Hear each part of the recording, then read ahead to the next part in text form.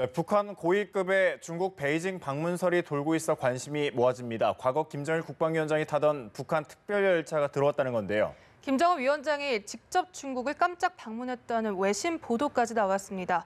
보도국 연결합니다. 이준흠 기자. 네, 북한 고위급 인사가 베이징을 방문했다는 외신 보도가 이어지고 있습니다. 과거 김정일 국방위원장이 이용했던 특별열차를 타고 북한 최고위층이 단둥을 거쳐 베이징을 방문했다는 겁니다. 블룸버그 통신은 복수의 익명 소식통을 인용해 김정은 북한 노동당 위원장이 직접 방문했다며 2011년 집권 이후 첫 해외 방문이라고 확정해 보도하기도 했습니다. 일본 교도통신은 북한의 최고위급 인사가 방중한 것으로 보인다면서도 김정은 위원장인지는 확인되지 않았다고 전했습니다. 네, 현지 분위기는 어떻습니까? 베이징에서 북한 측의 것으로 보이는 차량이 목격되기도 했다고요? 네, 어제 오후부터 밤늦게까지 베이징의 분위기는 긴박했습니다. 베이징 인민대회당에선 북한 대사관 차량이 대거 모습을 드러냈는데요. 또 북측 인사가 탄 것으로 보이는 세단 20여 대와 버스, 구급차 등이 중국 공안의 호의를 받으며 이동하는 모습이 여러 언론에 포착됐습니다. 이 차량 행렬은 인민대회당에 머물다 밤 10시쯤 중국 국빈들이 머무는 조대 방향으로 이동했습니다. 또 현지에선 취재진들에 대한 검문 검색도 깐깐하게 하고 있습니다. 특히 북한 측 차량이 인민대회당을 빠져나갈 땐 중국 공안이 갑자기 일일이 소지품과 여권 등을 살피겠다며 취재진들을 붙잡아두기도 했습니다. 네, 앞서 말씀하신 것처럼 김정은 위원장이 직접 방문했다 이런 보도까지 나왔는데 우리 정부 입장은 어떻습니까? 네, 우리 정부는 관련 첩보를 전해 듣고 상황을 예의주시하고 있지만 아직 아무것도 확인된 게 없다고 밝혔습니다. 실제로 김 위원장이 중국을 방문한다면 열차보다는 비행기를 이용할 가능성이 높고 미리 중국과 조율이 필요하기 때문에 김 위원장의 직접 방문 가능성은 낮은 것으로 보고 있습니다. 미국 백악관 부대변인 역시 브리핑에서 이 같은 보도가 사실인지 여부를 알지 못한다고 밝혔습니다. 하지만 김정은 위원장이 직접 방문하지 않더라도 북한과 중국의 고위급 접촉이 이루어졌을 가능성은 적지 않습니다. 북한의 핵미사일 개발과 핵 개발과 미사일 발사로 북중 관계는 어느 때보다 얼어붙은 상태인데요. 4월 남북 정상회담, 5월 북미 정상회담을 앞두고 있어 특히 중국 입장에선 북한과의 관계를 회복할 필요가 있기 때문입니다.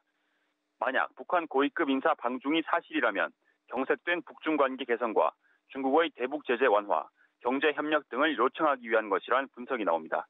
지금까지 보도국에서 전해드렸습니다. 네, 북한 매체들이 남북 고위급 회담을 앞두고 우리 군의 장거리 공대지 미사일 타우러스 추가 도입을 연일 비난하고 있습니다. 타우러스 추가 도입은 오래전에 이미 결정됐기 때문에 다소 의아한 측면이 있는데요. 이봉석 기자의 보도입니다. 북한의 대외 선전 매체 조선의 오늘은 자신들의 주도적 조치 때문에 남북 사이에 관계 개선의 훈풍이 불고 있다고 주장했습니다. 이 매체는 그러나 이런 분위기와 배치되게 우리 군이 무리한 무력 증강에 나서면서 한반도 평화와 안전을 해치고 있다고 목소리를 높였습니다. 매체가 무력 증강의 사례로 든 것은 핵심 표적에 대한 정밀 타격이 가능한 장거리 공대지 미사일 타우러스 추가 도입 계약입니다. 군은 2013년 타우러스 170발 도입 계약을 맺고 순차적으로 도입키로 했으며 재작년엔 90발을 추가 구매키로 했습니다. 앞서 노동당 기관지 노동신문과 대외매체 우리민족끼리 등도 타우러스를 거론하며 관계 개선 분위기를 해치는 행동을 하지 말라고 요구해왔습니다. 북한이 타우러스 추가 도입이 오래전 계획된 것인데도 민감하게 반응하는 것은 그만큼 북한 지도부가 두려워할 정도로 위협적인 무기이기 때문이라는 분석이 나옵니다. 타우러스가 정밀 타격이 갔기 때문에 북한의 지휘부를 타격할 수 있고요. 또 이 무기 타우러스 미사일의 특징 중에 하나가 이 철근 관통력이 있습니다. 그러니까 3m 정도 되는 철근을 뚫고 들어가서. 다만 북한 매체들은 비난 수위 가운데서도 비교적 낮은 개인 논평 등 형식으로 대응해 판 자체를 깰 의도가 없음을 시사했습니다. 북한 매체들은 또 우리 정부의 미국 등과 공조가 아닌 남북 간 민족 공조에 나설 것을 지속적으로 촉구하고 있습니다. 연합뉴스TV 이봉석입니다. 네, 국가정보원은 북한이 남북 대화와 비핵화에 대한 의지가 있는 것으로 판단하고 있다고 국회 정보위에 보고했습니다. 국정원은 북한이 대화 공세를 펼치는 것에 대한 의도를 묻는 국회 정보위원회 질문에 이같이 답한 것으로 전해졌습니다. 북한 풍계리 핵실험장 굴착 작업이 중단된 것 같다는 언론 보도에 대해서는 별도의 평가를 내놓지 않은 것으로 알려졌습니다. 미 국무부 장관 등 한반도 라인이 교체된 것과 관련해서도 미국의 한반도 정책 변화 가능성은 낮게 보고 있는 것으로 전해졌습니다. 청와대는 아랍에미리트가 석유 가스 분야에서 250억 달러, 우리 돈 26조 원 규모의 신규 협력 사업을 추진하겠다는 뜻을 한국 정부와 기업들에 전해왔다고 밝혔습니다.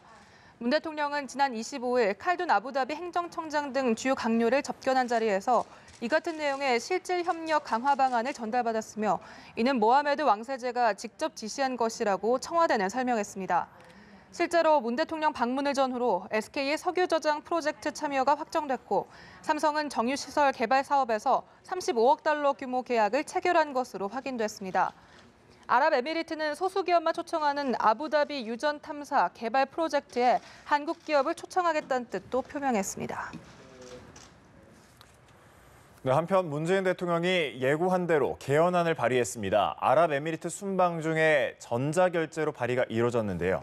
개헌으로 자신에게 돌아오는 이익은 아무것도 없지만 더 나은 헌법, 더 나은 민주주의 구현을 위해 발의권을 행사한다고 밝혔습니다. 아부다비에서 이경희 기자의 보도입니다. 청와대 한병도 정무수석과 진성준 정무기획비서관, 김회숙 법제처장이 국회를 찾아 대통령 개헌안을 제출했습니다. 제출과 동시에 개헌안은 관보에 게재되며 공고에 들어갔고 발의 절차는 마무리됐습니다.